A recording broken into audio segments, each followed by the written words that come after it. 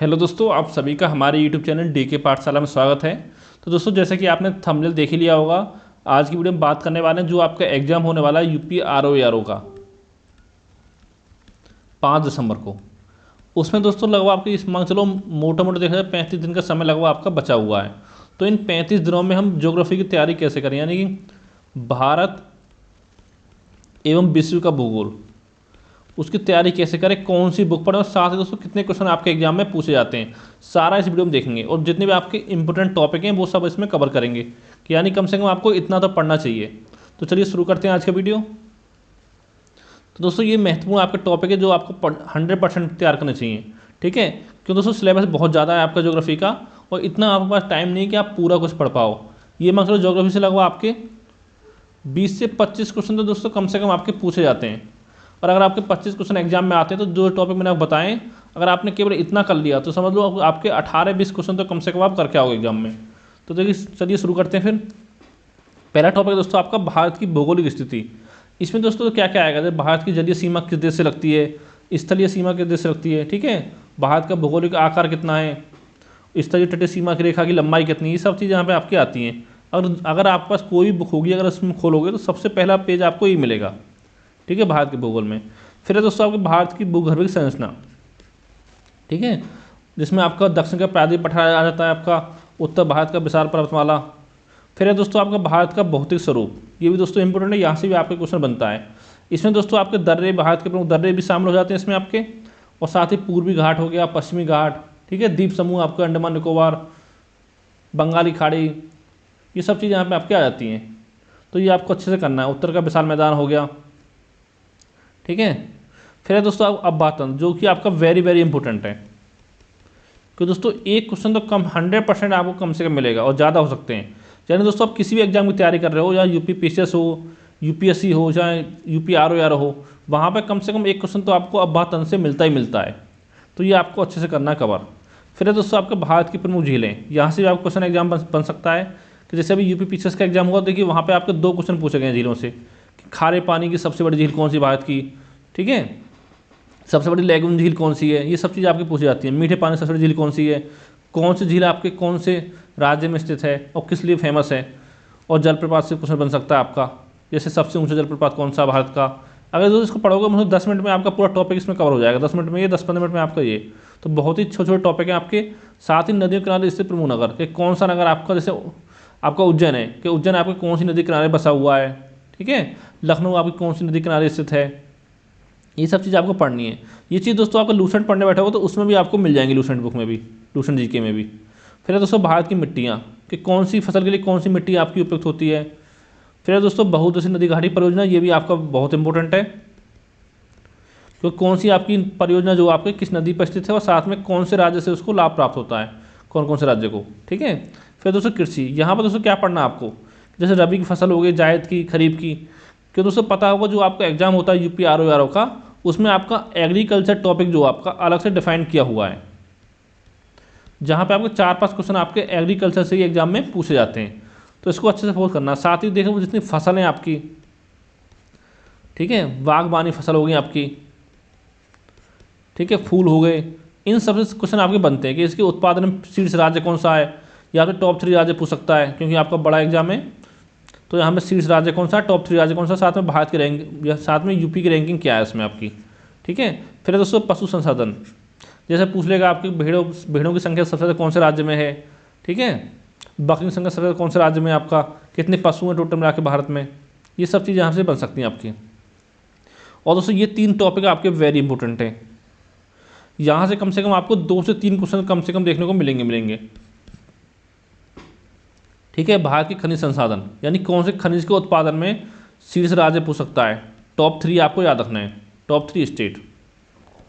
और साथ ही अगर उसमें आपका यूपी का शामिल हो टॉप 3 तो वो आपको अच्छे से याद करना है, ठीक है।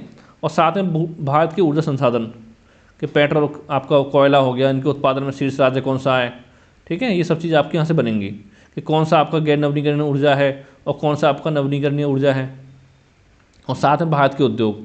और दोस्तों यहाँ पे एक क्वेश्चन आपके और बनते हैं एक टाइप के, जैसे कोई आपका स्थान दे देगा, ठीक है, जैसे आपको 4 ऑप्शन दे दिए, स्थान दे दिए 4, और आगे दे देगा मैचिंग के लिए इसमें, कि कौन सा स्थान आपका किस चीज़ के लिए फेमस है, ठीक है। जैसे सिंह भूमि आपका है, किस लिए फेमस है आपका, ये आपसे पूछ सकता है। ठीक है, पन्ना की खान है जो आपकी एमपी में, वो किस लिए फेमस है आपकी। ये सब चीज़ क्वेश्चन बनेंगे। या तो मैचिंग दे देगा, और मैचिंग देगा तो चार ऑप्शन देगा, पूछेगा इसमें कौन सा सही सुमेलित नहीं है या कौन सा सही सुमेलित है। इस टाइप क्वेश्चन बनते हैं आपके। ठीक है, तो इन सारे टॉपिक पर आपको अच्छे से पकड़ बनानी है अपनी अच्छे से।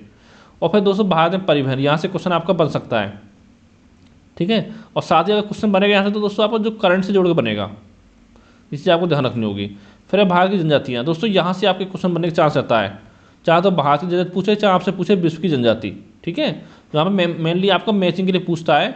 तो लेकिन दोस्तों कभी कभी क्या होता है, बहुत ही टफ आपकी जनजाति पूछ लेता है विश्व की, तो अगर उसको आप छोड़ दो तो कोई दिक्कत नहीं है, एक क्वेश्चन के लिए आप ज़्यादा समय बर्बाद नहीं कर सकते अपना। ठीक है, फिर है आपके स्थानों के उपनाम, जैसे कानपुर की सूती बस की राजधानी किसे कहा जाता है आपका। ठीक है, पूर्व का बोस्टन किसे कहा जाता है। इस टाइप के क्वेश्चन यहाँ पे बनते हैं आपका, स्थानों के उपनाम। ठीक है, ये भी आपको लूसेंट में मिल जाएगा। ये दोस्तों आपके 18 टॉपिक हो गए, तो इतना ही आपको तैयार करना है। अगर दोस्तों आपकी मान लो 10 क्वेश्चन आपके आते हैं भारत के भूगोल से, ठीक है, तो 10 में से आपके 7-8 क्वेश्चन तो कम से कम जितना आप मैंने टॉपिक बताया आपको इतना कर लोगे, उसमें से आपको मिल जाएंगे। ठीक है, अगला आपका भारत की जनगणना 2011 और साथ में भारत का नगरीकरण। तो दोस्तों ये पता होगा आपको, जनसंख्या एवं नगरीकरण आपका अलग से एक्सप्लेन किया हुआ सिलेबस में यूपी आरओ के में, क्योंकि दोस्तों यहाँ से आपके 4-5 क्वेश्चन आपको कम से कम देखने को मिल जाते हैं। तो ये दोनों टॉपिक आपको अच्छे से अपने तैयार करने हैं। ठीक है, आगे आपका विश्व का भूगोल। तो दोस्तों यहाँ पे एक सौरमंडल, यहाँ से क्वेश्चन आपको बन सकता है कि सबसे छोटा ग्रह, सबसे बड़ा ग्रह, सूर्य के सबसे नज़दीक कौन सा ग्रह है आपका, कि सूर्य की परिक्रमा किसको ज़्यादा समय लगता है, किसको कम समय लगता है, कितने समय में आपकी परिक्रमा लगाता है। ठीक है, ये सब चीज़ आपकी पूछ जाती हैं कि आपका बौना ग्रह कैसे कहते हैं आपका। ठीक है, पृथ्वी की जुड़वा बहन किसे कहा जाता है। ये सब चीज़ें आपको पढ़नी है। ये भी अगर आपको विश्व का भूगोल पढ़ने बैठे हो, सबसे पहले आपको यही मिलेगा स्टार्टिंग में। फिर दोस्तों आपको पृथ्वी की आंतरिक संरचना, जैसे आपको भूपर्पटी हो गया, ठीक है,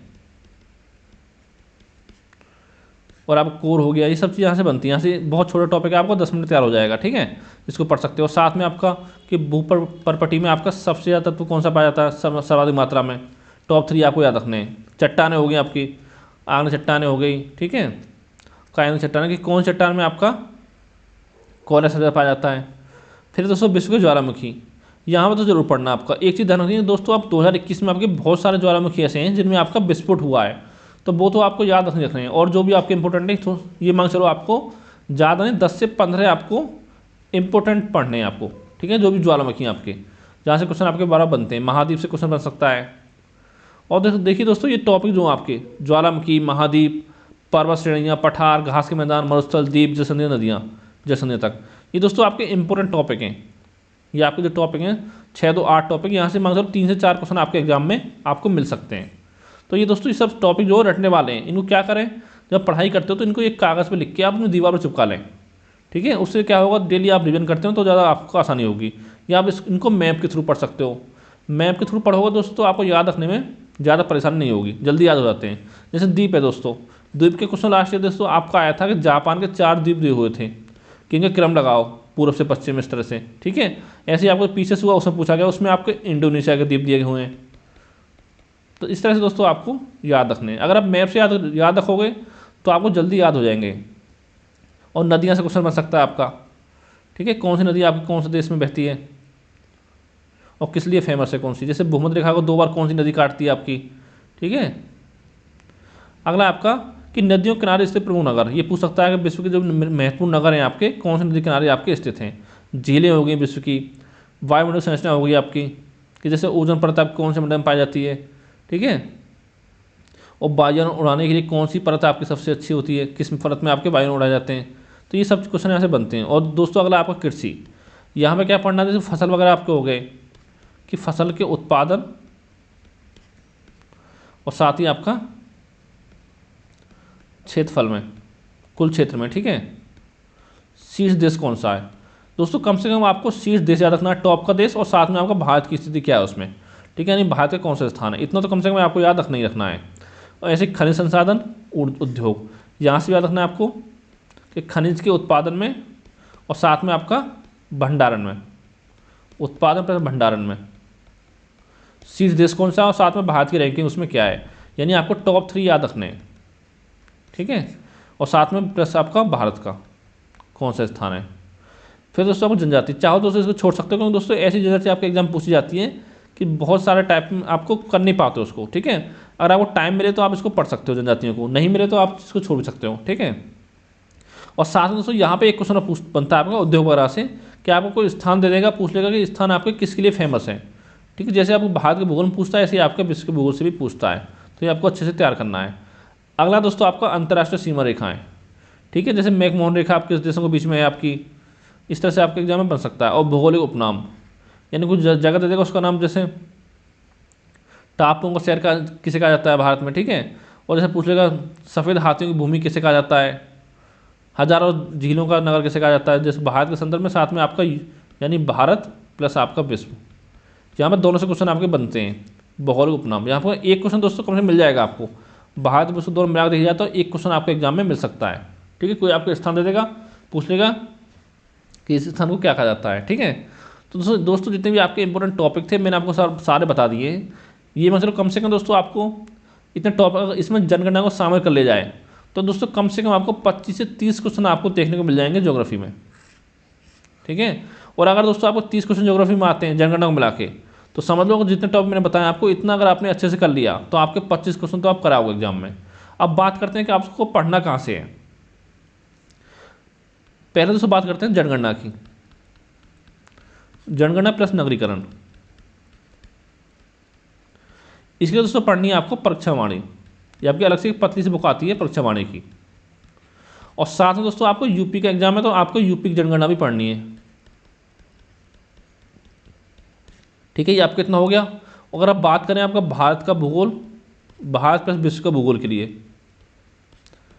इसके लिए आपको कौन सी बुक पढ़नी है, तो दोस्तों इसके लिए पढ़नी है आपको महेश बड़वाल की बुक, ठीक है। एक बुक पढ़ो, ज़्यादा बुक पढ़ने फायदा नहीं है, दोनों के लिए आप एक ही बुक पढ़ सकते हो, महेश बड़वाल, उसको अच्छे से आप तैयार करें, ठीक है। और साथ में दोस्तों आपको जो घटना चक्र पूर्वावलोकन, ये तो आपको पढ़ना ही पढ़ना है,